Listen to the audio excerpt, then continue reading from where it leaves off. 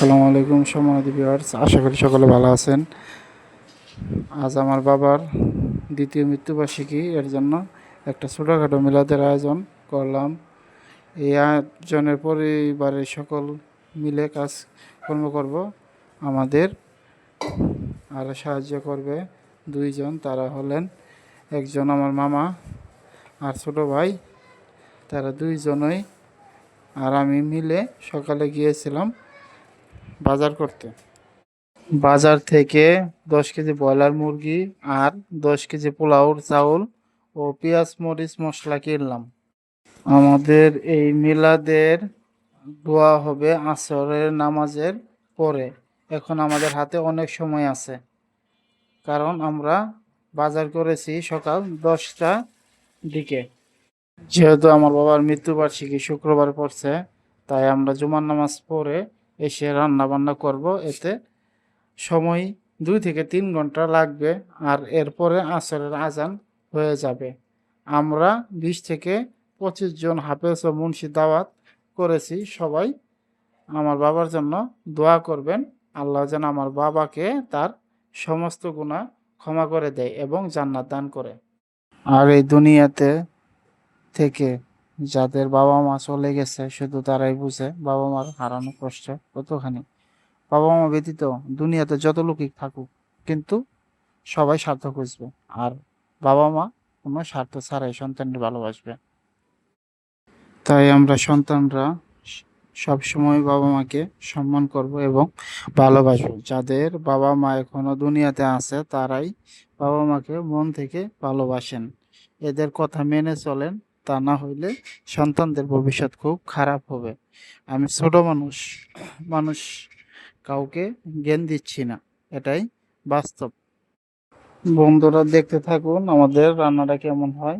ভালো হোক বা খারাপ হোক, আমাকে কমেন্ট করে জানাবেন। আল্লাহ হাফেজ, ভালো থাকবে। সেখানে রান্না করছি, এটা হলো আমাদের বাসার সামনে। অল্প জায়গা, ঢাকা শহর তো, ঢাকা শহর জায়গা খুব সংকট। কোনো মতো একটু রান্নার প্রস্তুতি নিচ্ছি। প্রথমে আমরা ব্রয়লার মুরগিগুলো ভালোভাবে ভেজে নিব। বেশি লাল করে ভাজিনি, কারণ বিরিয়ানির মধ্যে দেবো, তো বেশি লাল করে ভাজলে মাংস শক্ত হবে, এতে বেশি স্বাদ লাগবে না। তাই অল্পভাবে ভেজে নিলাম। ঘরোয়াভাবে রান্না হচ্ছে, তো আমরা সবাই নিজেরাই বাবুর্চি। দেখা যাক কেমন হয়, আমরা পারি কিনা দেখি, কারণ পরবর্তীতে যে কোনো অনুষ্ঠানে আমরা নিজেরাই রান্না করতে পারবো। বাবুর্চি খোঁজা তো অনেক ঝামেলা, বাবুর্চি পাওয়া যায় না। যদিও আসতে চাই, তা ফোন রিসিভ করে না। এই জন্য আজ আমরা নিজেরাই রান্না করব। নিজেদের খাবার দেখি না কেমন হয়, ভালো হোক আর মন্দ হোক, খাওয়া যাবেই। এই রান্নার মূল বাবুর্চি হলো আমার মা, আর আমি হলাম সহকারী বাবুর্চি, যা কিছুই বুঝি না। এখন আমরা গরম তেলের ভিতরে ছেড়ে দিলাম পেঁয়াজ ও কাঁচা মরিচ। তেলটা ভালোভাবে ভাজা হচ্ছে এবং এর লগে পেঁয়াজ মরিচ ভালোভাবে সুন্দরভাবে ভাজা হচ্ছে। তারপর দেওয়া হচ্ছে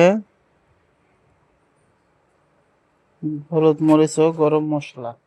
এখন দেওয়া হচ্ছে প্যাকেট বিরিয়ানি মশলা, যা বিরিয়ানির ফ্লেভারটা নিয়ে আসবে।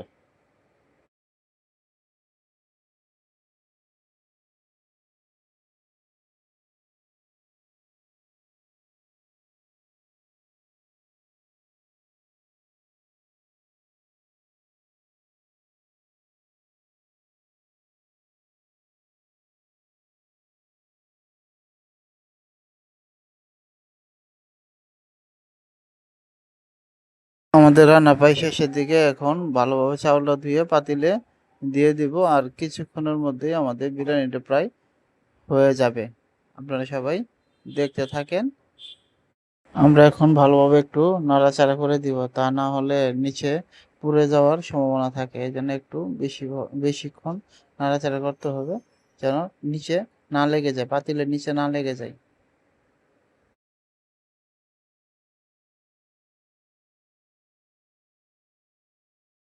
আমাদের বিরিয়ানিটা এখন শেষের দিকে রান্না হয়ে গেছে। এখন আমরা বিরিয়ানিটা ভালোভাবে নেড়ে তার উপরে ঢাকনার উপরে হালকা কয়লা দিয়ে ধাঁচে রাখবো। এতে বিরিয়ানি হবে ঝরঝরে, অনেক সুন্দর, খেতে ভালো লাগবে। আমাদের এই ভিডিওটা অনেক লং হইছে আমার মতে। কারণ আমি নতুন ইউটিউবার তো ভালোভাবে ভয়েস দিতে পারতেছি না। যদি এই ভয়েসে কোনো ভুল হয় আপনারা সবাই ক্ষমার দৃষ্টিতে দেখবেন। কারণ আমাকে সুযোগ দিবেন এবং আমার ভিডিওটা দেখবেন সবাই। লাইক, কমেন্ট, শেয়ার করবেন। কিছুক্ষণের মধ্যে হুজুর এবং হাফেজরা এসে পড়বে মিলাদ পড়ানোর উদ্দেশ্যে। তাই এখন আর ভিডিওটা লং করতে চাই না। সবাই ভালো থাকবেন। আসসালামু আলাইকুম।